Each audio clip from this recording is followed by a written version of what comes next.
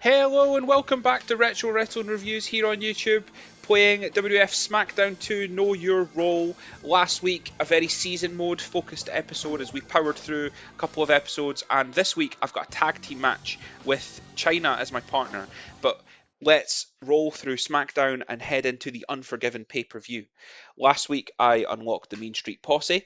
I wonder if I'm going to unlock anything this week. Probably not. They seem to have spread the unlockables out over a sort of one a month kind of deal. Um, I've unlocked Patterson and Briscoe previously. I've unlocked the Mean Street Posse now. I've unlocked Billy Gunn. I've unlocked Shawn Michaels and Stone Cold Steve Austin. Um, I mentioned last week that I've not noticed whether the Big Show is in this game or not. So my assumption is that I'm going to unlock the Big Show at some point too. But I don't know that for sure, and I'm not going to Google it because that would be cheating. You know, part of the fun of this series, or at least I think part of the fun of this series, is me fueled by nostalgia and half remembered stories from my childhood, playing this game in my buddy's bedroom and just taking it as it comes. I do kind of remember some things, and then sometimes I just don't have a clue what I'm talking about. As anyone who knows me in real life will can attest.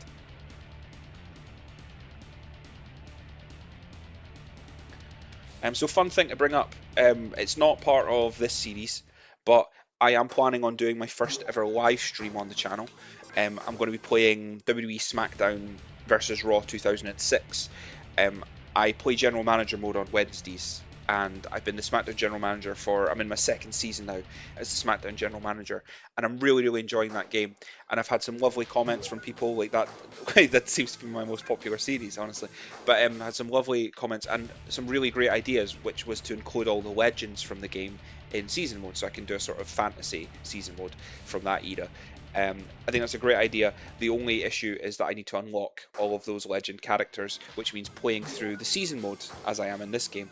And instead of me doing that in bits and pieces and then releasing it as sort of 10-15 minute videos like I do with this series, I'm thinking, or I am going to play it as a live stream, and we're just going to play for like 3 or 4 hours solid and do as much of the season mode as possible and unlock as many of the characters as possible. Hopefully me and my friend Craig, just because it's a long time for me to talk to myself and be engaging. It's a lot of pressure to put on myself. So yeah, I'm gonna enlist some help to keep me company, and hopefully some of my friends in real life will be able to drop into the comment section and say hello and things like that as well. So I'm hoping I can make it a kind of fun experience. And obviously, if anyone out there watching and listening wants to join in, keep an eye on the posts on the channel. I will, as soon as I've got a date locked in and have it all set up, I will let you guys know. I'll give you guys plenty of notice, and hopefully do it on a weekend, so decent chance people will be available and you can drop in and watch a few minutes and things like that. When I glanced at this match before, as it was panning down the episode, I actually thought it was Road Dogg and X-Pac that I was wrestling, but it's not. It's the New Age Outlaws, which is great news because I was just talking about them at the end of last week's video, and when I was in that four-way, I was just talking about how I'm watching the New Age Outlaws. In their first month of existence in 1997 at the moment, so this is very apt. I loved the New Age Outlaws as a kid. They were one of my favourite tag team, maybe my favourite tag team, certainly in the Attitude Era. They were so charismatic and they were so popular, and it was just having like a sing-along kind of entrance was great. Yeah, love the New Age Outlaws. And I looking back, I don't know if they aged great. Like, specifically, so this is me being a little bit negative here, but when I was rewatching the Attitude Era, I was struck by, in 2000 especially, and Billy Gunn's less part of this, honestly, but maybe late 1999 you could argue him too, but basically you can tell that they were really good friends with Triple H in real life, and that Triple H was now having quite a lot of influence on the booking, because quite frankly, they just never bloody lose. Like Road Dogg and X-Pac, especially in 2000, like every feud they just win and win and win and win every match they're in. Like even on episodes of Raw, they'll book them against, like, there we go, that worked out well. They'll like book them against like a main eventer, and then you'll assume that it's going to be a layup win for the main eventer, and then they'll win. They just win and win and win every bloody match. So yeah, it's it's weird because maybe I'm reading too much into it, and that was just the way the storyline needed to go at the time. But to me, to my eye, it just seemed very obvious that Triple H was like involved in the booking and was making sure his buddies won all their matches. There we go, Latino Heat. You can really tell the difficulty's ramped up, can't you? I'm struggling a lot more to control these matches than I used to. But fortunately, I'm gonna try and tag in China, and see if we can get. I want to try and hit a double team move, but they both they keep recovering so quickly. That was it's not as bad as SmackDown 1, but the way they just pop to their feet after every move is really quite frustrating. So maybe I just need to not worry about tagging in. I really want to tag in China, but I think maybe I just need to focus on winning the match. I mean, I've laid it Road Dogg out there, so bam, big spine buster, brain buster even. Okay, there we go, and there we go, double team, and I've got Mamacita in, Mamacita, and Road Dogg. Of course, China was in DX, so she knew these lads very well. Road Dogg and China, they wrestled each other in the 1999 King of the Ring in the quarterfinals, and I have to say, oh, there we go, China spikes Road Dogg with a DDT and picks up the win. I was just going to say they wrestled each other in the 1990 King of the Ring, and I didn't have fond memories of it, but watching it as an adult with fresh eyes and really getting sucked into the story they told, I thought it was a really great match. I thought it was a really good match. And yeah, that era, 1999 is when I as I said, the New Age Outlaws in general were one of my favourite teams, and Road Dogg gets most of the credit for that because he was the mic man. Man, Rock and Triple H again. I talked about this in last week's episode as well, like their history in real life, and it is crazy just how much this game just keeps putting them together and putting them together and putting them together in this season mode. Like, I obviously in these last couple of episodes I've been trying to just let the game breathe a little bit more and show you guys a little bit more of the in-between, and it gives me a chance to talk about other things as well, but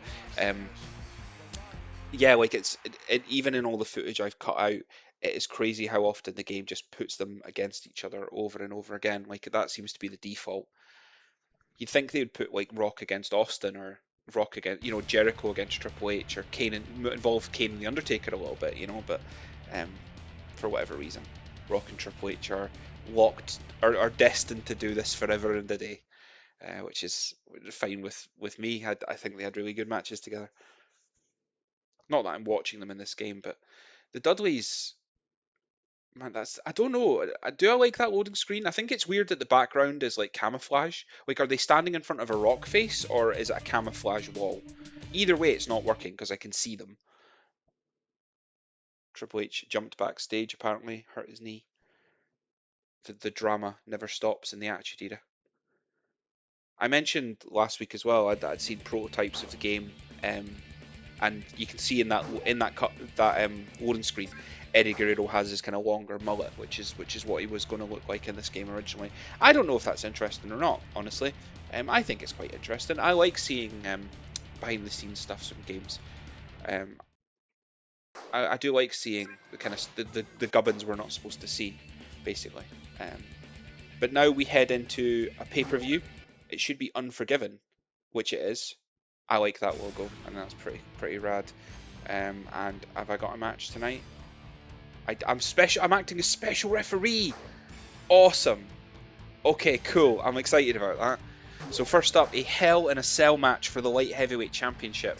Matt Hardy versus Scotty 2 Hotty. Objectively a very weird opening match for a pay-per-view. But who am I to judge?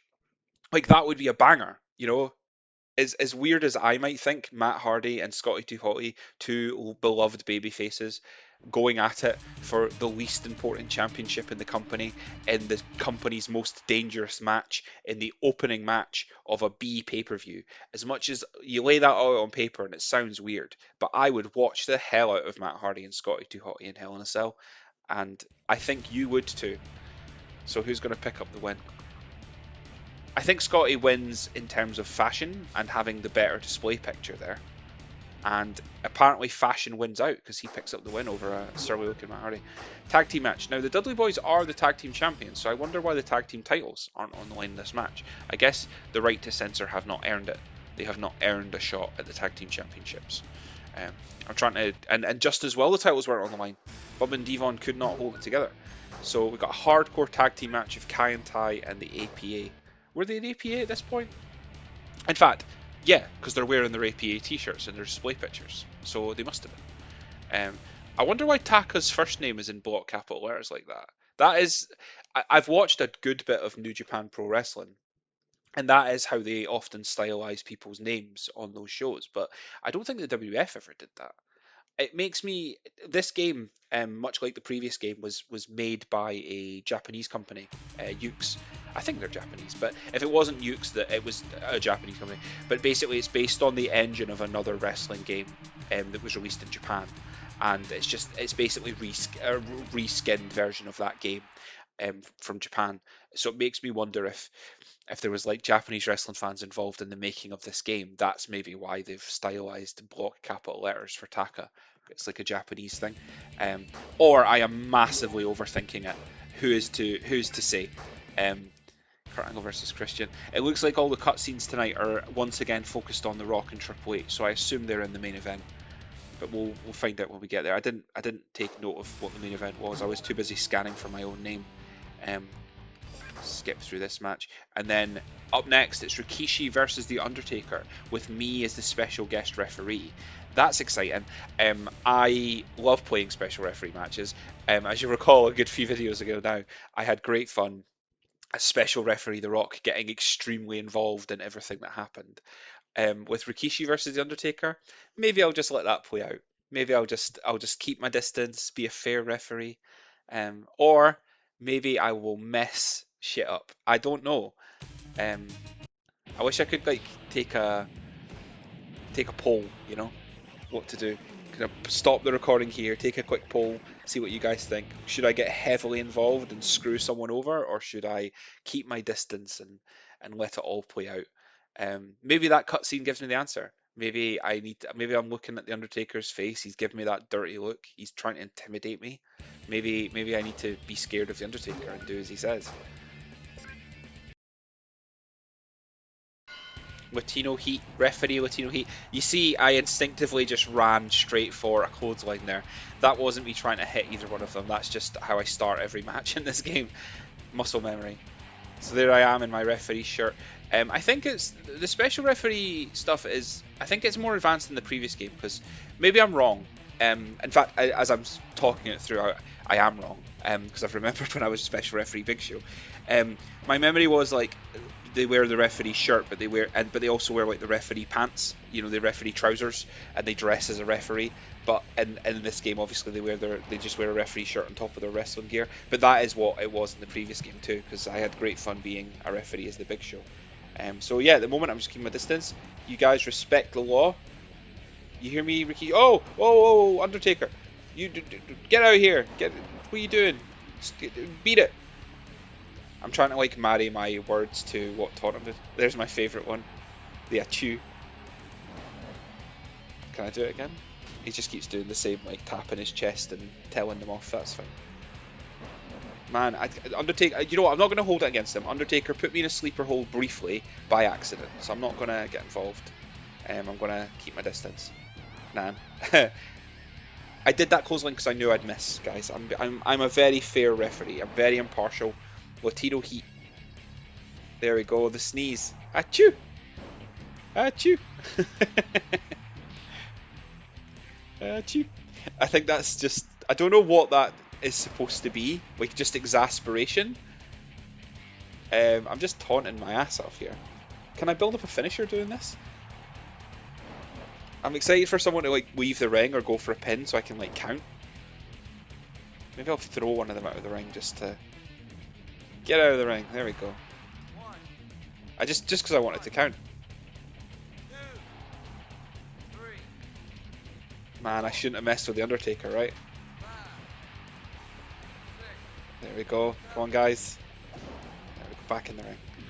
Okay, I'll make it fair. I threw Undertaker out of the ring, so I'll hit. There we go. Little shot to Rikishi. I've balanced the sheets. I've balanced the spreadsheet. Back to impartiality and fairness from referee Latino Heat. If I was special referee in this situation, if I was Eddie Guerrero acting as referee, I would absolutely be wearing my Intercontinental Championship belt as I did it, just for the extra prestige. I'm just telling them both off. Get out of here. I want a nice clean match, Rikishi. No pulling hair. I saw that. No, open those fists. No closed fists. Man, that was a closed fist, Undertaker.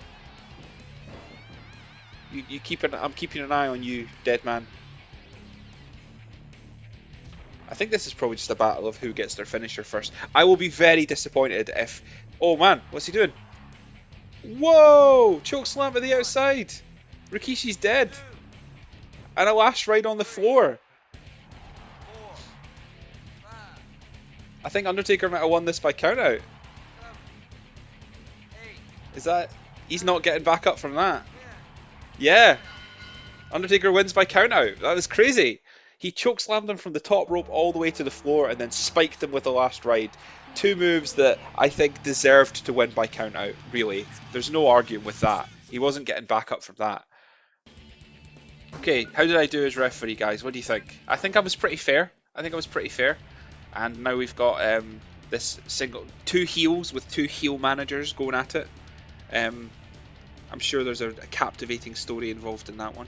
And X-Pac wins, which is good, because screw Val Venus. And then in the main event, The Rock and Triple H, Stone Cold and the Road Dogg. Road Dogg just... One of these things is not like the others, right? Road Dogg just in there. Like, he's looking at the camera like, even I think it's weird that I'm in this match. No WWF Championship. I actually can't even remember who the WWF Champion is in this season mode anymore. It's been so long since I've seen it defended. I'll check. Stone Cold's broken Triple H. I'm sure that would be a blistering promo. I love a Stone Cold promo. Him just ranting like a pissed off madman. Oh, they're going to fight. Are they going to fight? No, they're going to talk. Shouting at each other. Fight. I guess they're about to fight. They're in the main event together, aren't they? With The Rock and the Road Dogg. I kind of hope Road Dogg wins now. I've made fun of his chances. I've kind of made fun of the fact that he's even in the match. So now I just kind of hope he wins. Maybe quite funny. If Road Dogg wins, I will find some way to make him WWF champion. That seems fair, right? Stone Cold wins. Okay, that makes more sense. It does look like Road Dogg outlasted both The Rock and Triple H though, which is wild. But I guess this has been a Road Dogg heavy couple of episodes. Like I talked about the New Age Outlaws last week because I was in that 4-way. I've talked about them a fair bit this week. There's a lot of Road Dogg in this series. So maybe that is fate trying to tell me something. Stone Cold just picking up. That means this pay-per-view ended with a promo. Like the pay-per-view ended with Stone Cold being stopped by Michael Cole on his way out of the building to talk about how great he is.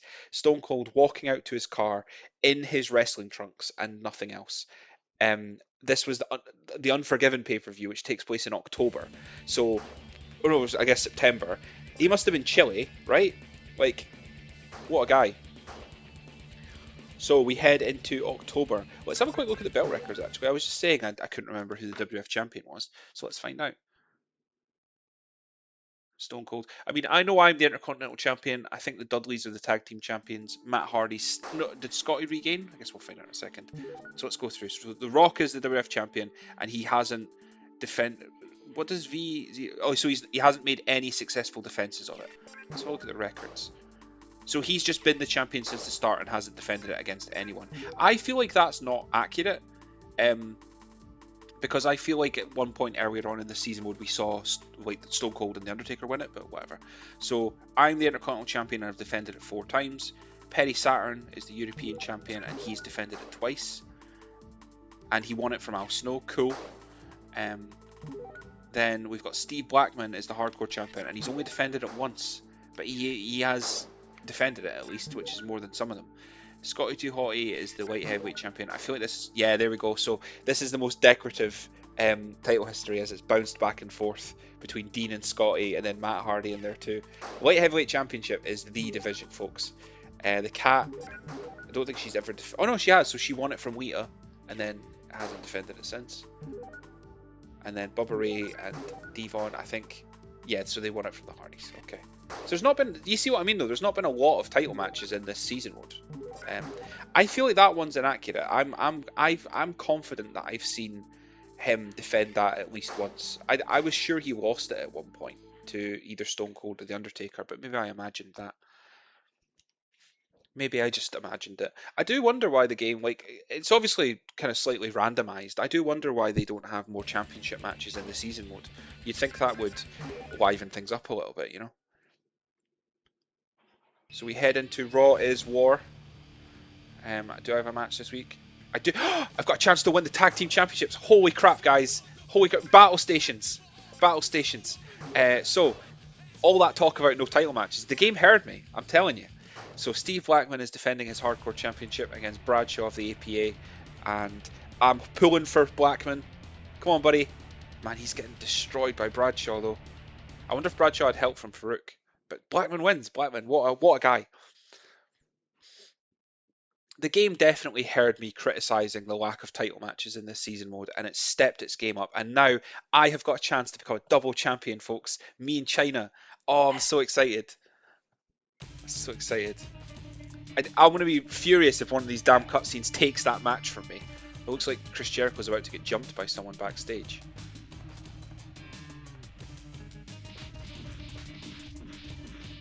I kind of went quiet just to let the moment happen. With WWF New York as the backdrop, he gets his butt kicked backstage. Poor YTG. And who did it? Who did it?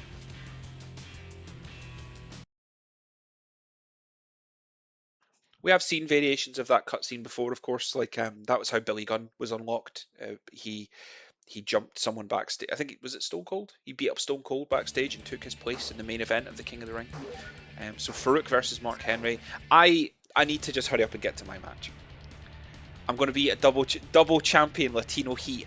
I'm so excited. I actually wasn't sure if the game could do that, but I guess I'm the Intercontinental Champion, so me picking up singles victories doesn't necessarily move me up the rankings of the other championships. You know, like in theory, I should be number one contender for like all the belts because I've never lost. I've wrestled every match with courage and dignity. But the one division where everyone is theoretically in play is the tag team division, and oh no, so that must be who jumped Chris Jericho, I guess. Yeah, so I guess everyone's technically in play in the tag team division, and me and China have won a few tag team matches now, so that makes us number one contenders, I guess. I'm very nervous about my involvement in that cutscene.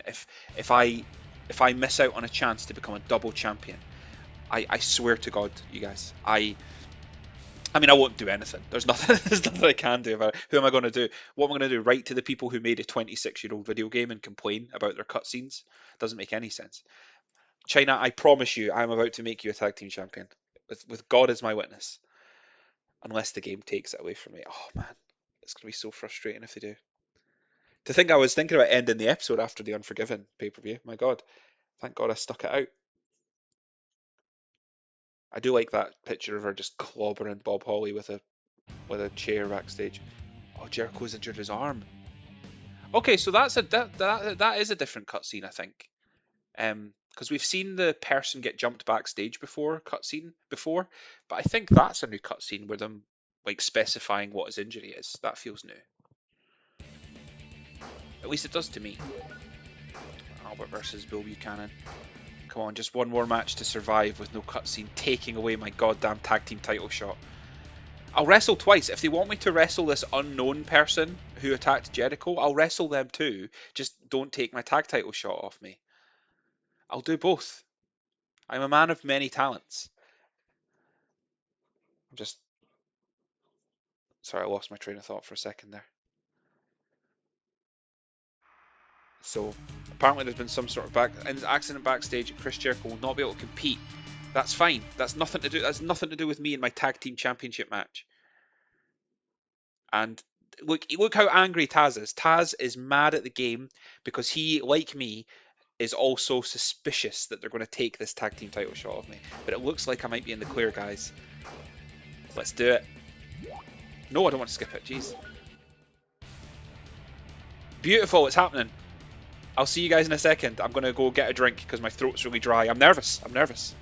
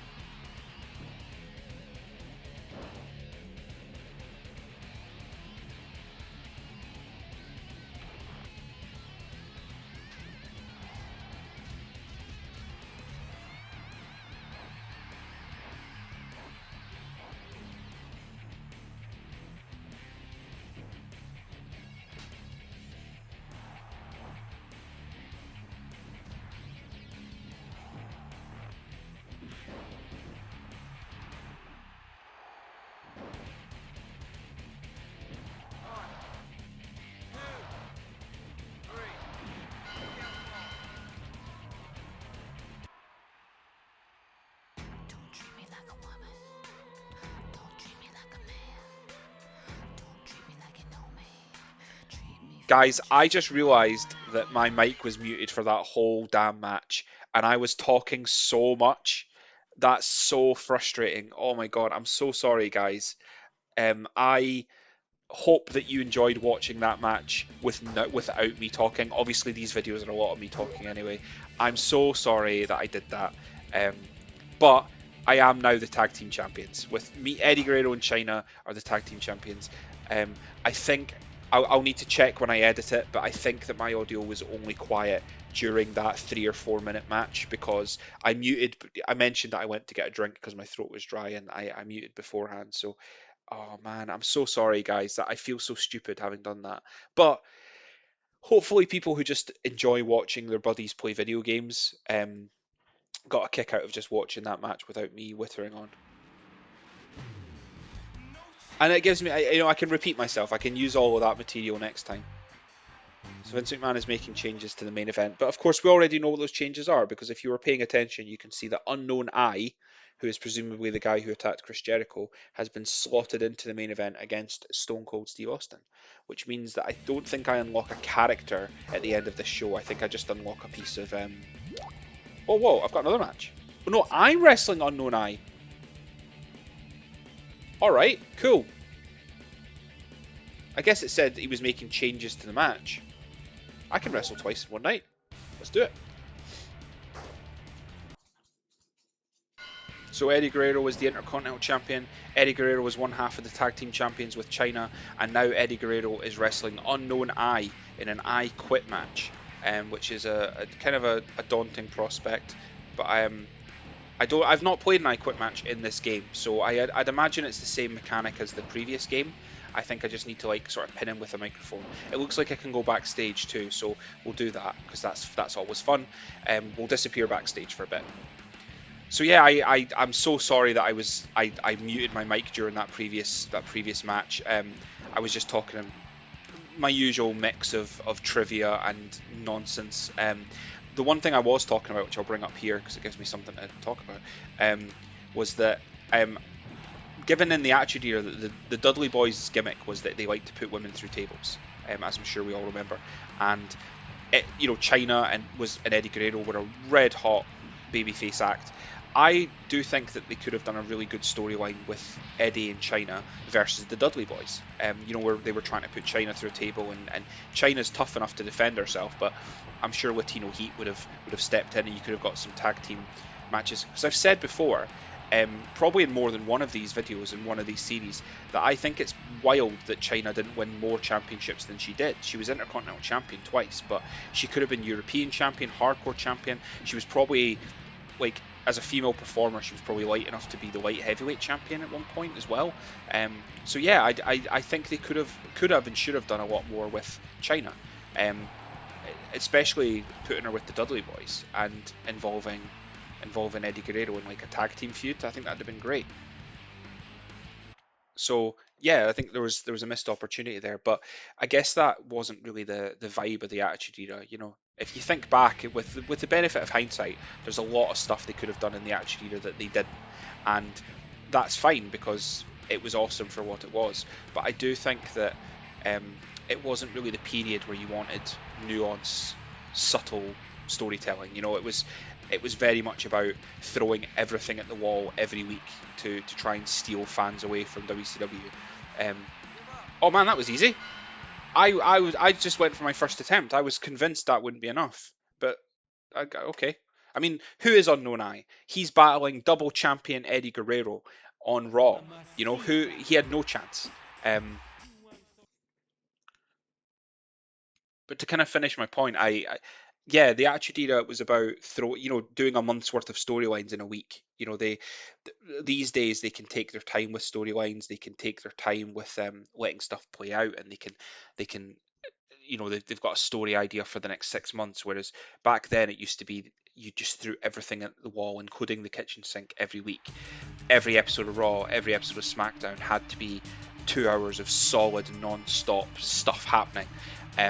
You had title changes every week. You had like storylines. You could see where a storyline was going, and then they would just do it half an hour later on the same episode and things like that because they just had to constantly have something happening and have our attention gripped.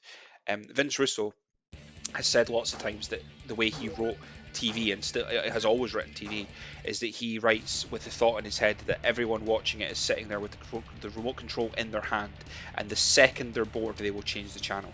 And that has informed the way he writes TV shows. And there's drawbacks to that, because if you're having stuff happening constantly, sometimes it doesn't make sense, and it means that you don't have anything for next month. But in the short term, man, it's what an exciting time to be a wrestling fan.